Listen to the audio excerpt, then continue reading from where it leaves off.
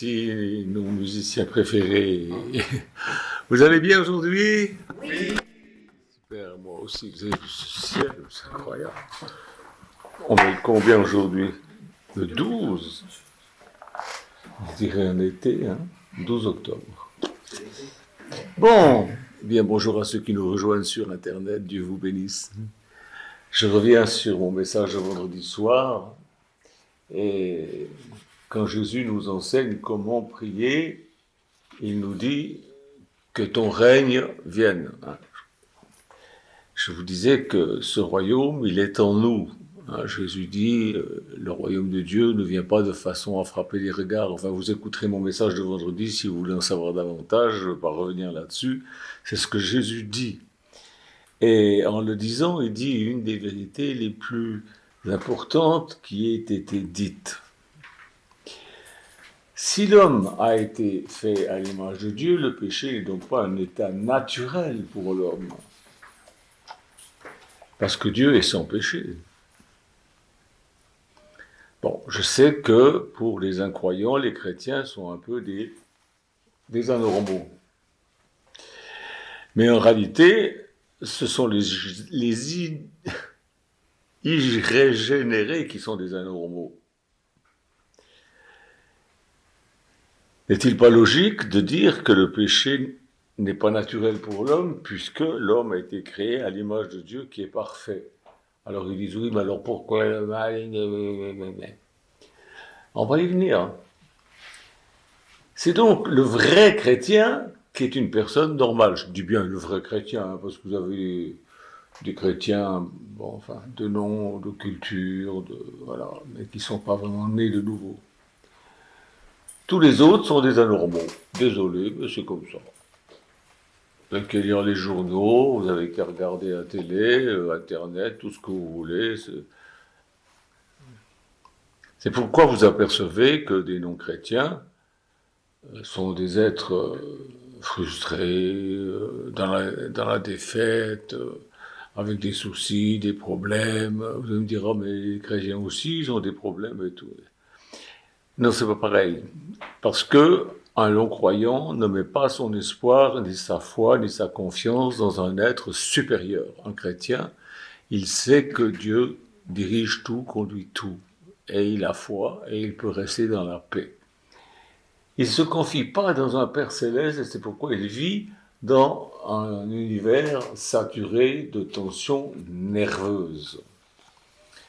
Je le disais hier, suite à ce qui s'est passé en France, non, je vous dirai pourquoi. Je pense que vous êtes tous au courant. Je le disais hier, et c'était une personne âgée qui disait « Je crois que le monde est devenu fou. » Ah bon? Ils aperçoivent de ça seulement maintenant. Il a raison, c'est vrai.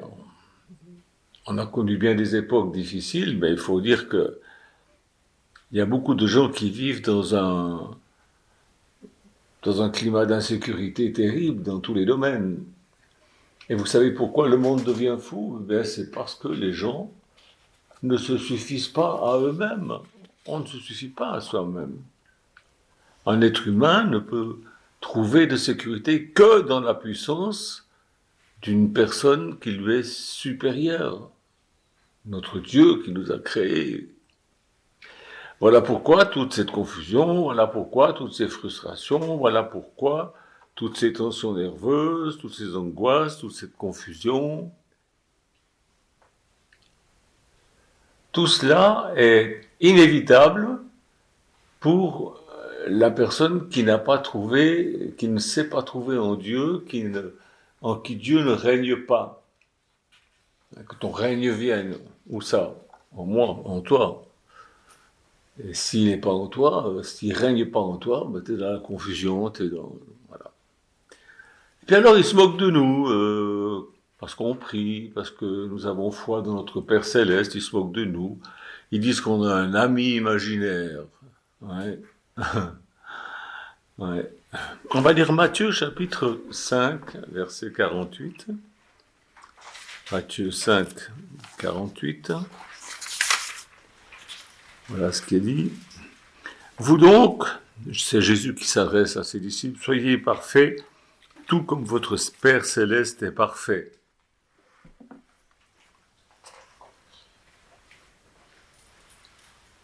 Jésus faisait allusion à l'amour parfait, parce que Dieu est amour, il est juste, il est amour.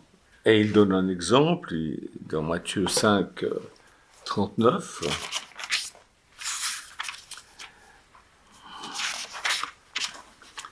Voilà ce qu'il dit. N'opposez pas de résistance violente à celui qui vous veut du mal, mais au contraire, si quelqu'un te gifle sous la joue droite, présente-lui aussi la gauche. Si quelqu'un veut te faire un procès pour avoir ta chemise, donne-lui volontairement ton vêtement en plus. Et si quelqu'un vient te réquisitionner pour t'obliger à lui porter un fardeau sur 1 kilomètre, porte-le sur 2 kilomètres pour lui. Donne à celui qui te demande, ne tourne pas le dos à celui qui veut t'emprunter quelque chose. Vous avez appris qu'il a été dit, tu témoigneras de l'amour à ton ami et tu auras de la haine pour ton ennemi. Eh bien, moi, je vous dis, témoignez de l'amour à vos ennemis et priez pour ceux qui vous poursuivent de leur haine. Ainsi, vous vous comporterez vraiment comme des enfants de votre Père Céleste, car lui, il fait luire son soleil sur les méchants aussi bien que sur les bons, et il accorde sa pluie à ceux qui font sa volonté comme à ceux qui ne la font pas. Voilà ce que Jésus dit. Alors, c'est vrai qu'il y a des gens qui sont terriblement toxiques, et je l'ai connu flopé, et je me suis séparé pour mon bien, simplement par prudence, parce que la Bible dit aussi, soyez prudents, on n'est pas obligé de les haïr. Si vous les haïssez, vous les transformez en problèmes, et vous les aurez encore sur le dos, alors que vous vous séparez, et puis voilà, Seigneur bénis l'autre là-bas.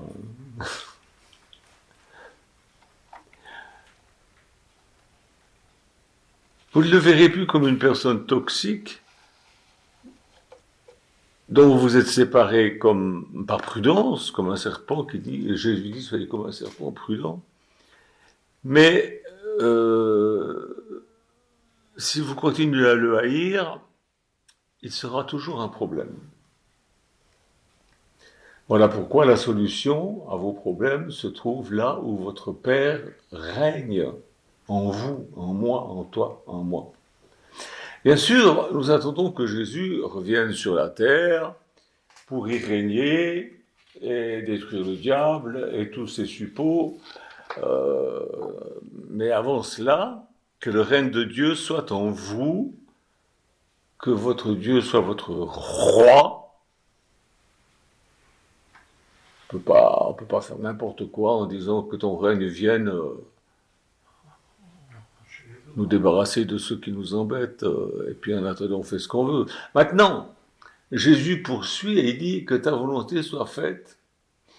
La vie, c'est ce qui compte le plus pour lui, et il n'y a rien de plus important pour Dieu sur la terre que la vie humaine. Et pourtant, il semble que l'homme, il arrive à un point où la vie humaine n'a plus beaucoup de valeur.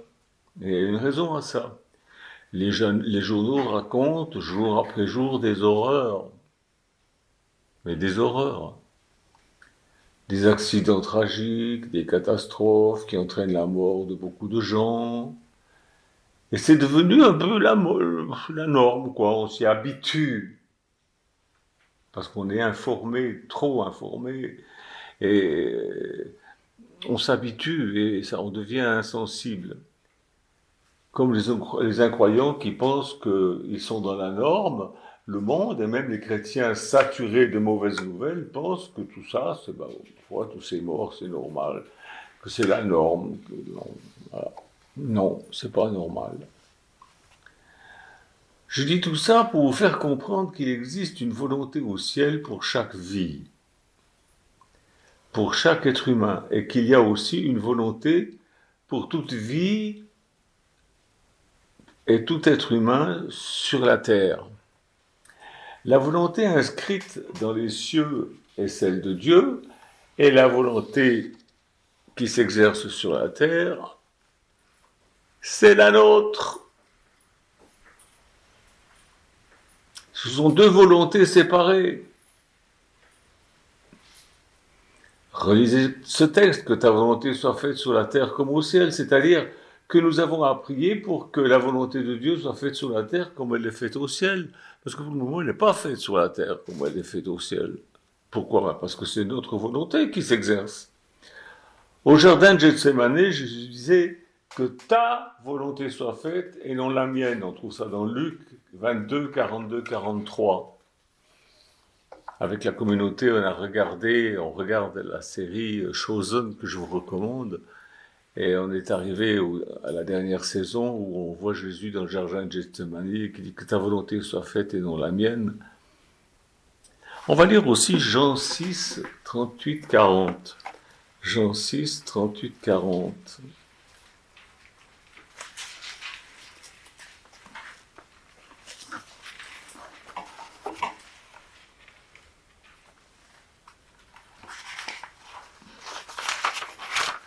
Ça n'existe pas. Ah si, excusez-moi. Je suis dans un Jean. Ah là là. Jean 6, 38, 40. Voilà, c'est là.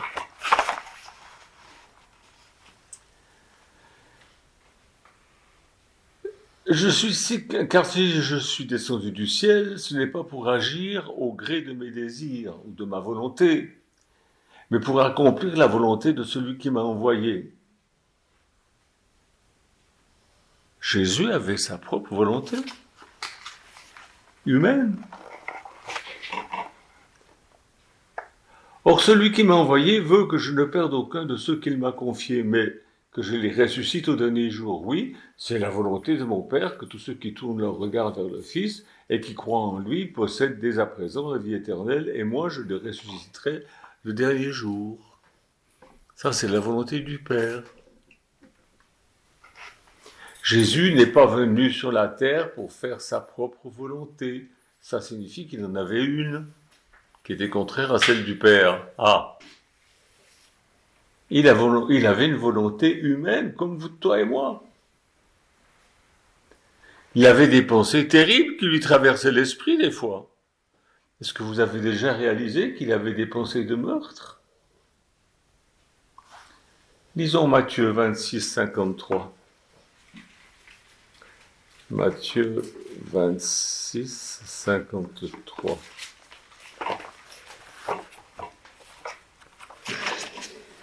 Je le trouve.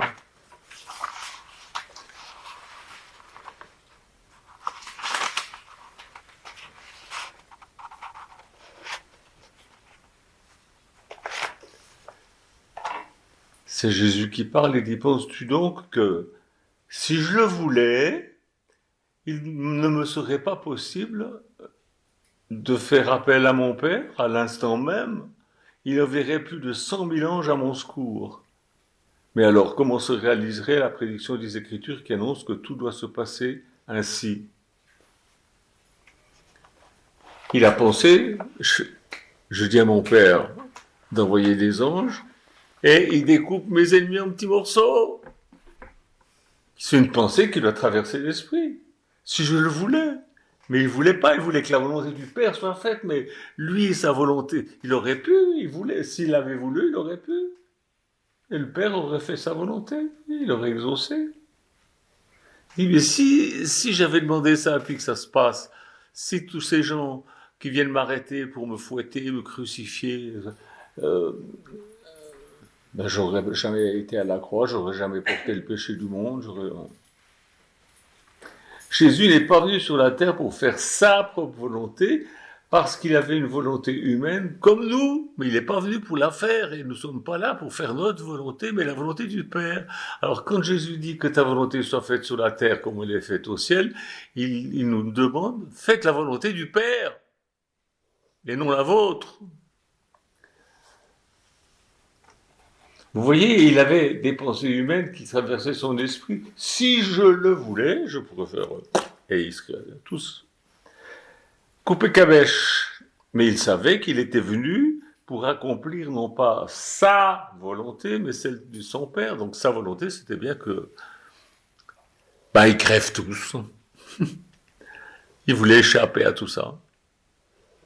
Vous voyez ? Chaque fois que vous priez, pensez-y, que ta volonté soit faite. Évidemment, nous savons certaines choses au sujet de la volonté de Dieu.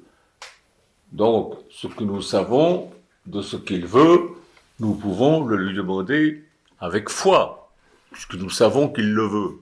Alors, 1 Jean 14,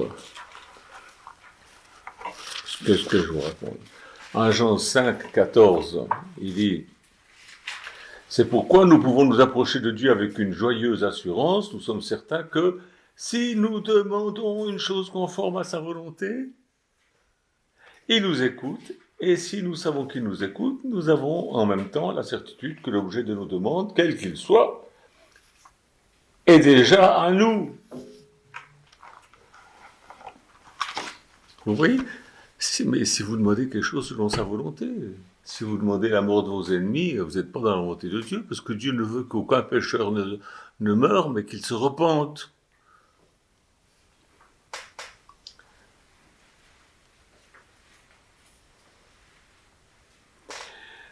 Nous savons que Jésus a porté nos péchés et nos maladies à la croix, donc nous savons qu'il veut nous guérir. Donc on peut prier avec foi pour la guérison. Vous allez me dire, oui, mais il y en a beaucoup qui meurent. Oui, mais il faut bien qu'on meure de quelque chose, alors d'un accident, de vieillesse, de maladie, de n'importe quoi. Dieu tient tout dans sa main, mais en attendant, il a porté nos maladies, c'est écrit point barre. Donc on peut prier avec foi pour être guéri.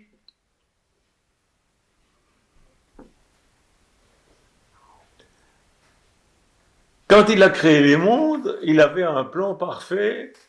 Il savait que les gens chuteraient. D'ailleurs, c'était voulu. C'était voulu. Parce que ça manquait à Dieu d'être sauveur. C'est une chose qui lui manquait, il l'avait pas, il n'était pas sauveur. Il était sauveur dans son cœur, il était guérisseur dans son cœur, il était compatissant dans son cœur, mais il n'avait personne à sauver. Vous allez me dire, oh, c'est monstrueux. Pense ce que tu veux. Quand Dieu a créé les mondes, il avait un plan parfait, il savait qu'on tomberait, et il avait préparé un plan du salut, parce que Dieu n'est jamais approximatif dans ce qu'il fait. Il faut que tu comprennes que ses pensées sont bien au-dessus des tiennes.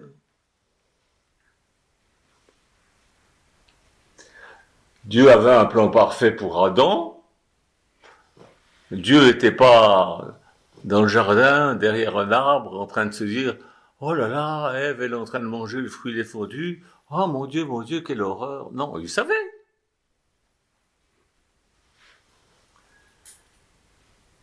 Il y avait un plan aussi pour Abraham, pour Élie, pour Enoch, pour Paul, pour toi, pour moi, pour tout le monde. Il a un plan pour tout le monde. Et tous les démons ne pourront jamais me faire démordre de cette conviction.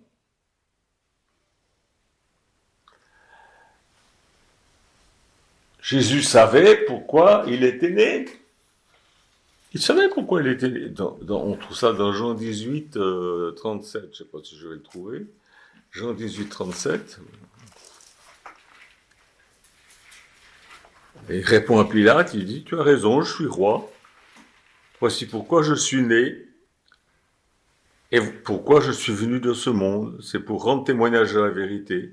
Celui qui aime la vérité, écoute ce que je dis. » Voilà, il savait pourquoi il était là. Hein. Moi, il m'est arrivé au début de ma vie chrétienne, pas longtemps, hein, mais au début de ma vie chrétienne, de juin à septembre 68. De me demander, mais je suis venu sur cette terre, pourquoi? Maintenant que Jésus m'a pardonné, ben, je vais faire quoi? Je suis venu pourquoi? Et j'ai prié. Je me rappelle, je travaillais dans une usine de journaux pour pouvoir payer mes études à l'école biblique. Et j'habitais, il y avait une vieille sœur de l'église qui m'avait accueilli, j'allais dormir chez elle. Je me rappelle plus son nom, on l'appelait Lupin parce qu'elle ressemblait à un personnage de dessin animé qui s'appelait Lupin. À la sœur Lupin. Et là, je passais des nuits à prier, mais Seigneur, tu veux que je fasse quoi? C'est le pasteur qui voulait que j'aille à l'école biblique. Alors Dieu m'a répondu, et je sais pourquoi je suis né. Je sais pourquoi je suis né. Et maintenant, 57 ans après, je vois que ce que Dieu m'a dit, il m'a pas menti, c'est arrivé. Je sais pourquoi je suis né, je sais pourquoi je suis là. Ça me donne un grand calme. Tout repose dans les mains de Dieu. Je lisais ce qu'une célèbre artiste française disait la semaine passée, la pauvre. Elle disait « J'en ai marre de vivre, je voudrais être enterré loin des cons. » Je pense que vous l'avez lu aussi. Un chrétien ne dira jamais une chose pareille. Un chrétien, il attend que Dieu lui dise « C'est ton heure, rentre à la maison. » Il y a des jeunes qui meurent, et beaucoup disent « c'est pas juste, il avait toute sa vie devant lui, c'est pas normal. » Je sais que ça fait souffrir. Et je sais pas pourquoi ça arrive, mais je sais que Dieu est à la barre. Je sais que Dieu est à la barre. Vous avez peut-être l'impression du fait que vous n'êtes pas grand-chose, que vous n'êtes pas ou vous n'êtes plus important. Beaucoup de personnes âgées m'écrivent en me disant « Oh, je suis plus important pour personne, toute ma famille est décédée, ou alors mes enfants ne viennent plus me voir à l'EHPAD, je suis toute seule, je suis tout seul, je ne sers à rien du tout. » Pensez pas ça, c'est des pensées humaines, ça. Vous avez une vie, et quand vous vous endormez, vous ne pouvez pas faire revivre une seule opportunité, un seul instant de la journée passée.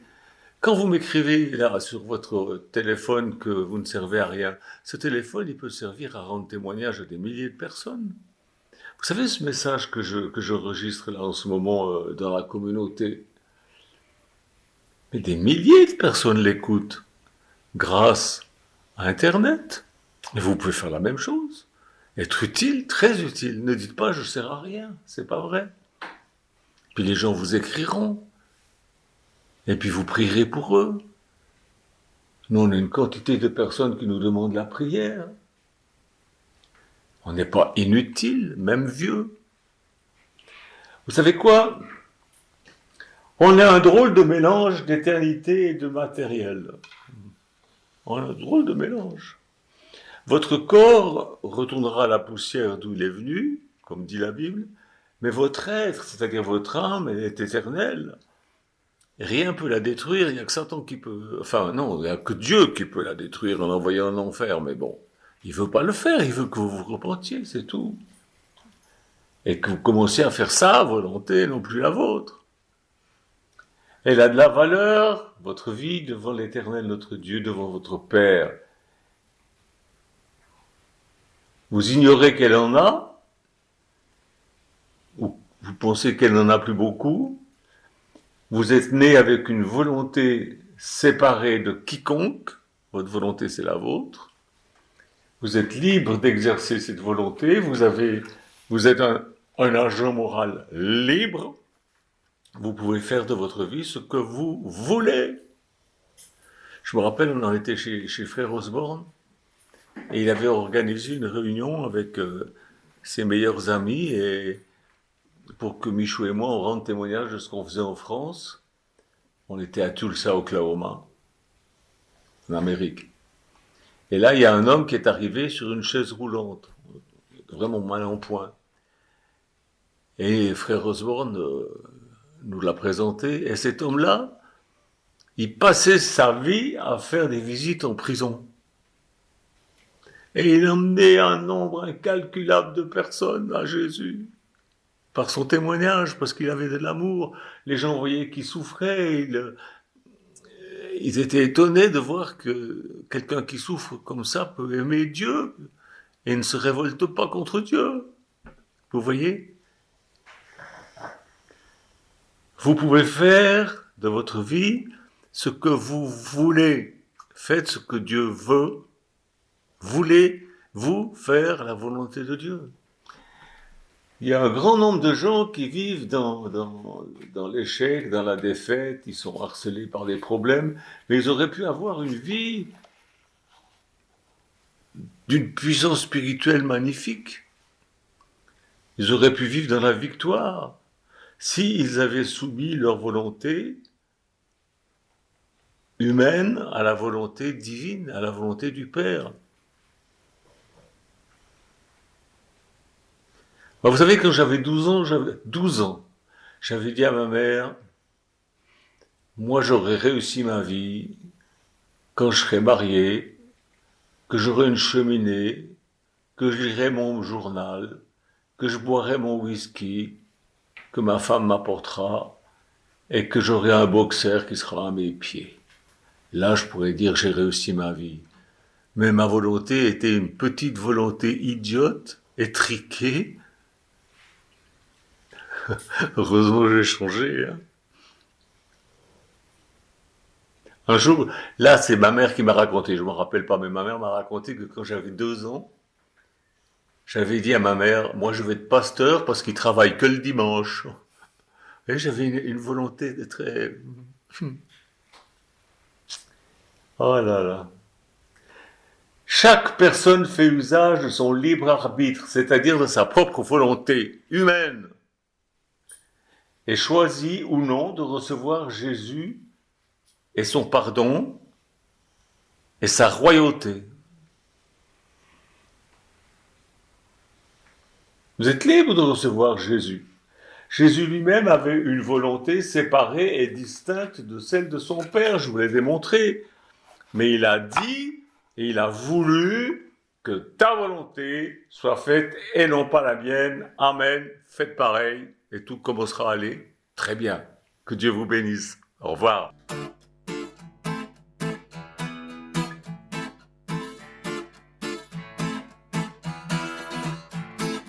Emmène-moi, ô Dieu éternel, emmène-moi avec toi dans le ciel.